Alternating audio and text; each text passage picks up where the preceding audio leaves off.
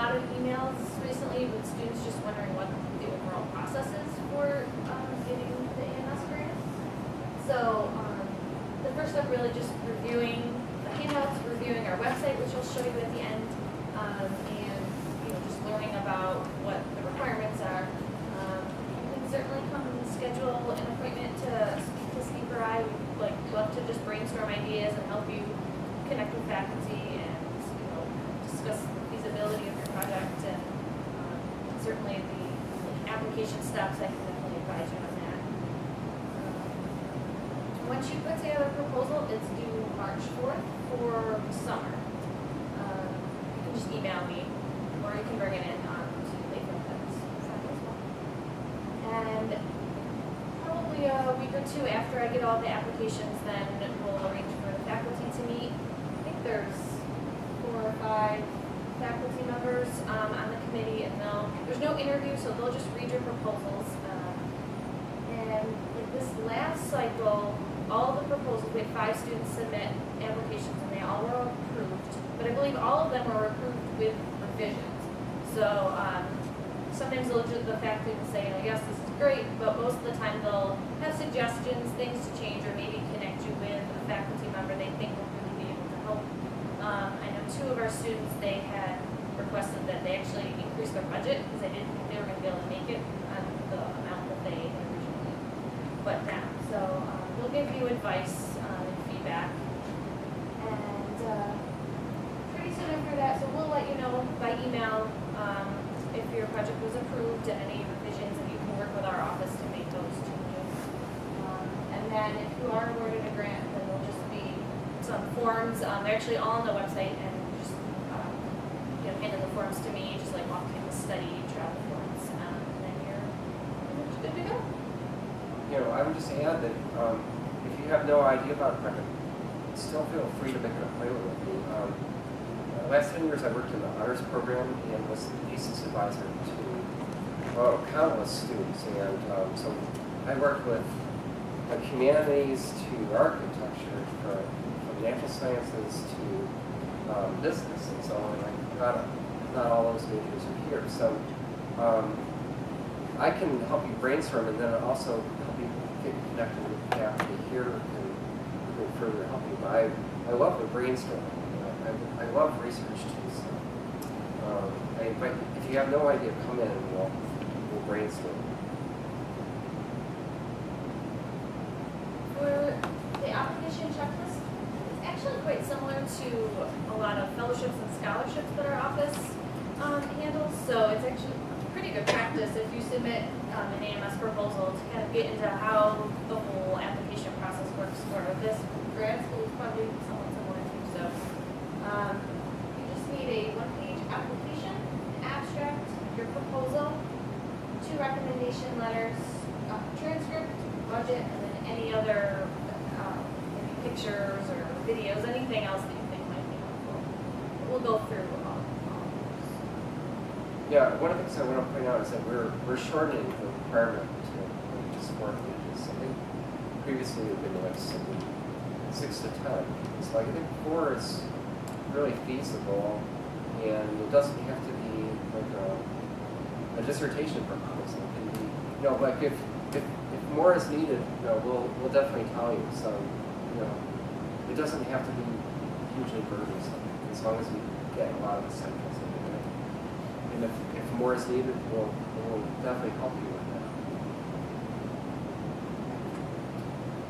The application form you found on the website is just like a 1-page form. It's in the packets that you have as well, so just like an information sheet.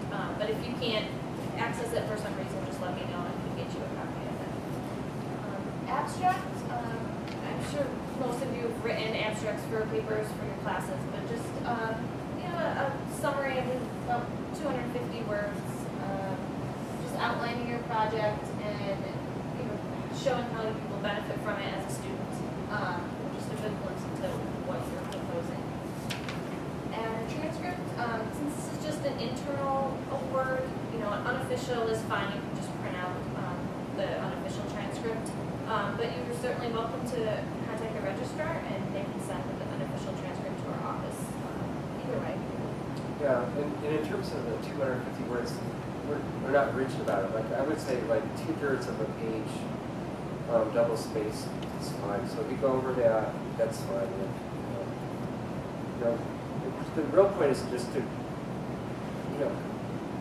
provide a clear overview of the project and its components. So it's very straightforward.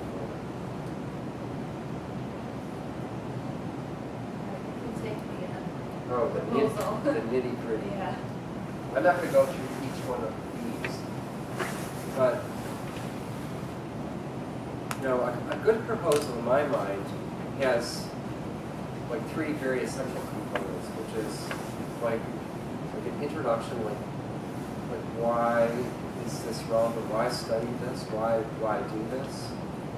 And then the second important part is like what is the background on this? So kind of like in a formal proposal would be like a literature review. Often this is folded into introductions these days.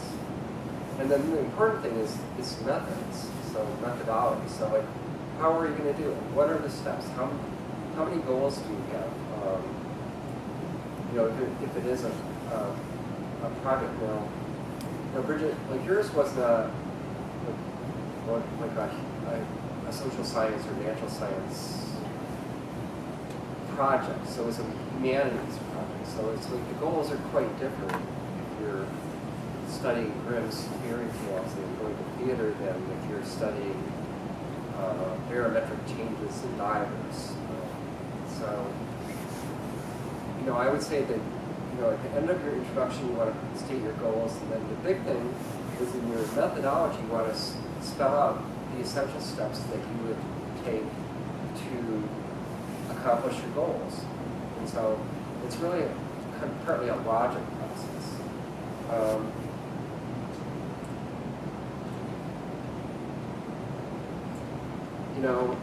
Then the other parts are all really like straightforward.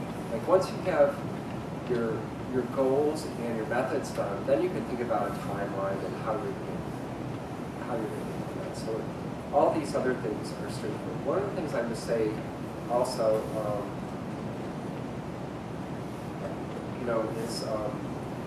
is what was said before. So consult with like a faculty member who teaches this study experience in that country.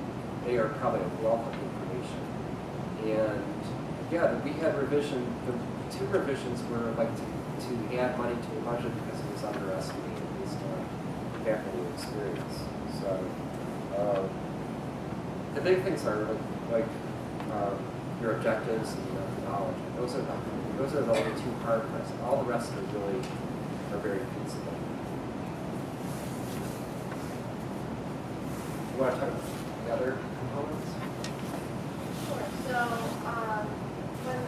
So you'll need 2 letters of recommendation. So certainly if you have developed a relationship with your advisor, that might be a good person to go to, or if you've been talking to a professor who's going to mentor you on the process in your project. I don't know, did you have any? No, I mean, we're very relaxed about it. It can be an email, so if they can email me, it doesn't have to be like on letterhead. I mean, certainly if it's on letterhead, if they print it out and sign across it, we'll definitely take it.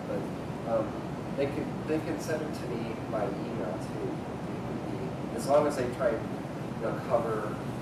I think that working with one's advisor can be like the most sound thing because they know you the best. And if you're doing like an honors thesis in your major, then things can fit very well. So that would be one. I think that's in some ways the easiest way to go. I think having them, if they can talk about your ability to work independently and that your project is feasible and it's something that they can do, that definitely should. Yeah. One of the things I think that you want to do is give them a heads up on this. Like I think similar to scholarships and fellowships, you want to well prepare them and give them a lot of time for any letter of recommendation, even for AMS. I think the key thing is to meet with them face to face if possible. It's okay to email them to set up an appointment, but I think what the things that you want to do is to help them write your letter, is to give them a little like cover letter, which would include like these things that we're looking for. So it's really a thank you cover letter saying, this letter of recommendation is for AMS project. Please cover these things. And it's due on March 4th. Do you mind if I check in with you about March or February 28th or 29th, depending on which it is. And then the other components I think for asking what would be a resume, your current resume, and unofficial transfer. So those three things in a little nice little packet. Your recommenders will love you because like it makes their life easier. And writing letters of recommendation is hard actually. It's I actually like doing it, but it put a lot of effort. Sometimes well over an hour into each letter. So, you can help them by giving them this little packet. The last component that you'll have to turn in is the budget. And, there's a budget worksheet in your handout. It's also on our website. And the best way to do it is just to have a spreadsheet and, all of the categories, list what you plan to spend it on and the amount that you're requesting. In terms of airfare, that's always the tricky one because when you're submitting your proposals, it's March, but by the time the committee meets and they review your applications and you get ready to actually book your tickets, there's a huge price difference. I know Danny had some trouble with that, the price of the ticket. We had a student, Casey, who was going to Japan. She actually changed the dates of her trip completely because by the time she was ready to book her flight, the price just jumped like $200. So don't I know some students might look at the list of ticket prices and just pick the cheapest one, but then you'll definitely run out of money. Right. So, I was thinking, pick for your estimate for your budget as you propose, pick one that's either in the middle or high. The other thing is when you actually go to book it, make sure that you don't use kayak or hot wire where it's like a one-time shot. Make sure, I would say recommend going through an actual travel agency so you're paying the fee. It's up to $200 to pay to be able to change your ticket.